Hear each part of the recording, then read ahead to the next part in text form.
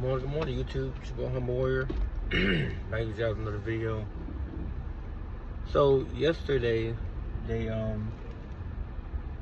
completed day one of mini camp, and Tua was doing a presser regarding his availability status and how he was feeling and so on and so forth.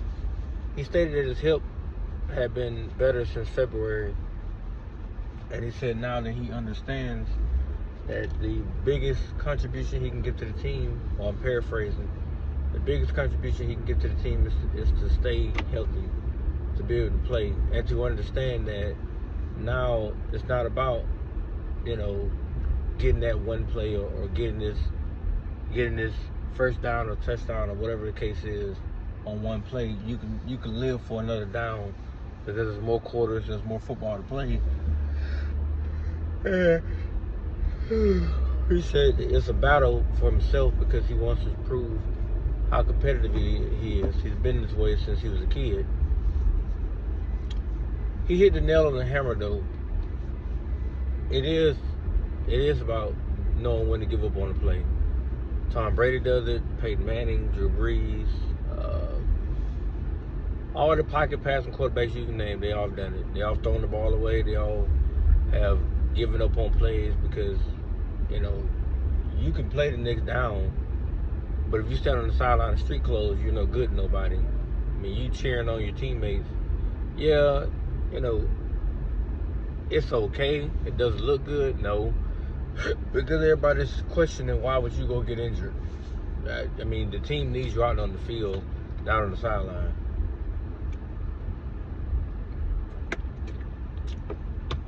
And because you're not available, that takes away a good chunk of productivity that they could be having on a week-to-week basis in a 17-week season, not to mention the playoffs.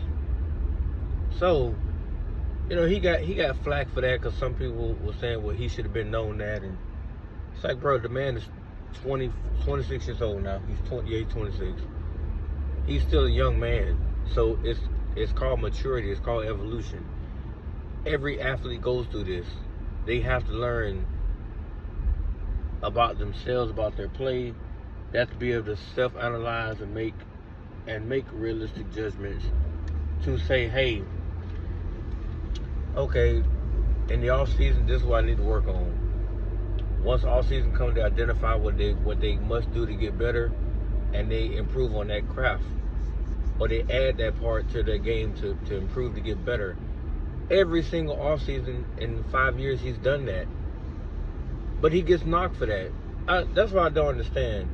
He gets beat up because every off season he goes in and identifies something that he has to fix. You've never once heard him say, oh, I'm great, I don't need to work on this, I ain't got to do nothing, see y'all next year. We'll see y'all in the fall.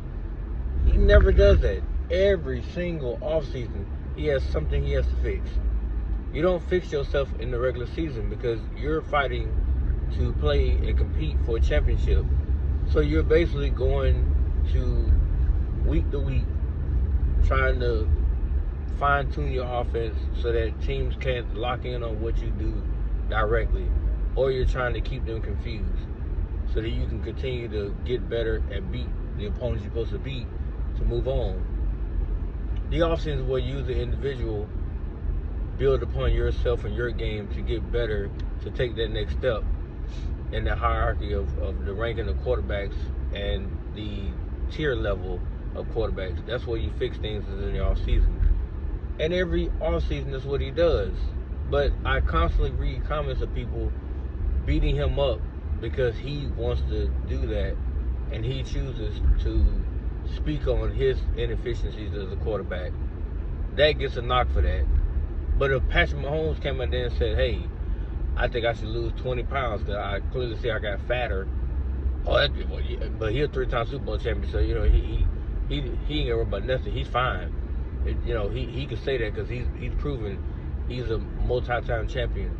He didn't do it alone.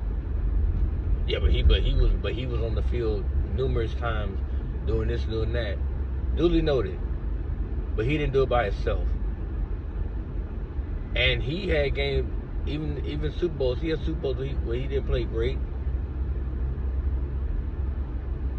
So it's like, to me, it's crazy to even sit here and continue to go through this about the kid. Like he can't self-critique himself, but everybody else can. Joe Burrow can, Justin Herbert, Jalen Hurts, Jordan Love. This is a 2020 class. I say Patrick Mahomes name because he's tier 1. But there was another thing where Warren Sapp came out and defended Tua. Gave great numbers. And people jumped on him like he didn't know what the hell he was talking about. I said, well, I'll be damned. You praise Tua for that, it really pisses people off. If you bash Tua, they ride along there with you. They're on the same bandwagon. They're the drumhead and you're the drummer. You know, hey, bash away at him. It makes it even better. To me, I stay fair. If he doesn't have a great game, I'll say that. But I still believe in the kid. I still believe at the end of the day, he will win a Super Bowl. If it's not with the Miami Dolphins, it might be with somebody else. But I still honestly believe he can win it. That he can win a Super Bowl. Does he need multiple Super Bowls? No. But because the kid said that that's what he wants to work on, that became a problem. Well, he should have been known that. You know, he's going into year 6. Okay, you know, evolution comes year after year after year. People just don't come to a season fixed or understanding what their limitations are, or always identifying, what they need to do to get better year after year after year. Every year he's done it. He now finally sees that me being injured is my biggest problem. I have to stop doing that. Because every year or the last few seasons, he's been on the sideline in street clothes. So if you're always hurt, he had one full season, 2023. Put up 4,600 yards, 29 touchdowns. One full season. But that's one. You've been in the league 5 years, one full season. 2022, he had 3,600 yards, 25 touchdowns, and like 6 or 7 picks. Then he got injured again. Then he's back on the sideline again. So it's like, people after a while, they do get tired of you getting hurt. And I think finally now, I guess it finally clicked after 5 seasons. Okay, I gotta stop this shit. You know what I'm saying? At least I owe it to my teammates to stay out on that field, to stay healthy, to continue to play game after game after game after game. And if he plays a totality season, we could probably win 12 games. We won 11 when he was out there. 2022, we won 11 games. We lost 6, we won 11. So if he plays and stays healthy, we probably can win 12 games. Like, no bullshit. The team's supposed to beat, we'll beat them, but then we probably could beat a few good teams with him out there. And hopefully he'll be one of the forces behind us beating those good teams. But I don't have an issue with him saying that. I'm actually glad when you speak things out loud, then it forces you to look in that mirror and say, okay, now I got to make this step. Now I got to do what I've already put out there that I have to do. But adding this to his game now will only help him moving forward. Because if he can stay healthy for his second season and he puts up close to 5,000 yards, 30-something touchdowns, and maybe like 5 or 6 picks, then people are going to say, well, can he do it again? It's always going to be an asterisk beside whatever Tua does. If he plays a full season, he balls out, the Dolphins make a playoff, they win a playoff game, win 2 playoff games, then it's going to be, what can he do to top that? He goes to win a Super Bowl, well, can he repeat? It's always going to be something. I promise you. That kid cannot get out of the spotlight, and not by his own doing. It's other people out there that's determined to continue to mess with him. No matter what he does, he's going to be on this spectrum to where people have to find ways to continue to tear him down. Again, I just said he can win the Super Bowl, and they still going to say, well, can he win another one? Or can he do a 3-peat? Mahomes won back-to-back. Why Tua can't do that? Bro, he won one. Jalen Hurts won one just last year. They're not repeating. But, you know, let people tell it. They on their way back. So, to me, I'm excited to see what he does. Like I said, I'm glad that he identified that as one of his biggest issues. It's never been his game. Everybody knows he can play. He just got to stop taking stupid hits. That's another thing he said, avoiding unnecessary hits. The Houston game, the man literally dived head first and got his hip down and knocked out of place. It's like, bro, some shit you don't have to do. We all know you want to, you know, be that guy on the team. But they need you out there on that field. They don't need you. If you getting hurt like that, because when your adrenaline flowing in the game, you don't feel shit. When you leave that field, whatever area that was damaged, it's going to ramp up once your adrenaline wears off. You're going to feel that shit. So I'm pretty sure the next day, he probably barely moved that leg. But it's like, bro, we don't need you to do that. Just slide it. Just slide. Use your legs and slide. There's no shame in that. Everybody else does it. Every other pocket passer will do that. They will slide with their feet. Or like Tom Brady did, he would just get on the ground. Just avoid taking a big ass smack.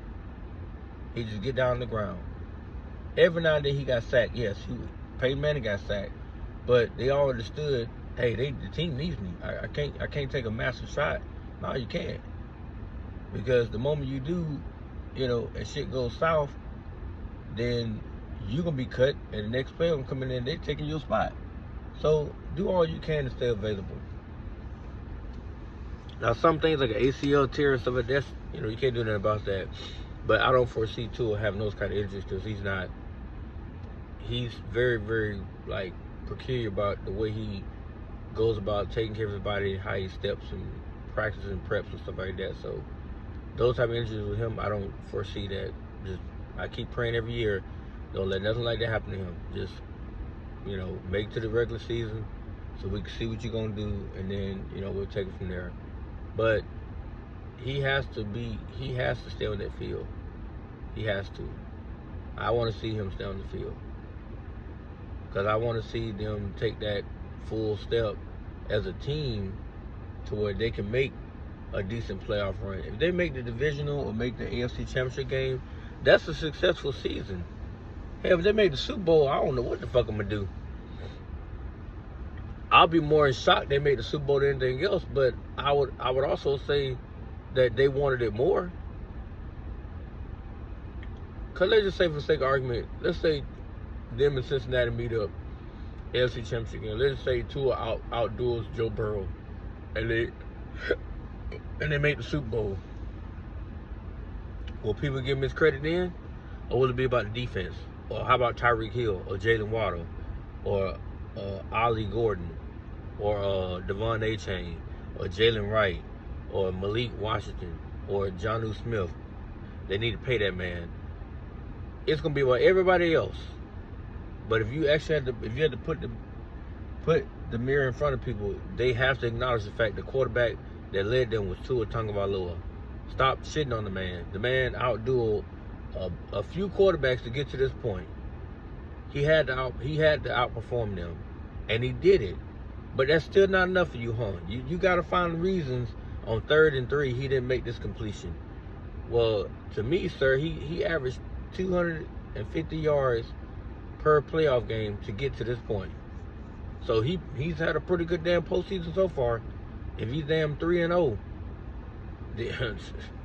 and if he happens to win the Super Bowl, I don't want to hear shit else about what he cannot do, because it won't matter. He's a champion. But anyway, that's my take on what he had to say. Let me know what you guys think. Honestly, let me know what you guys think. Because I think he's dead serious and he's tired. He's ready. He wants to see things change, and he's got to be the imminent change behind stuff. So that's my time, guys. I got here this morning, but you guys be great. Peace.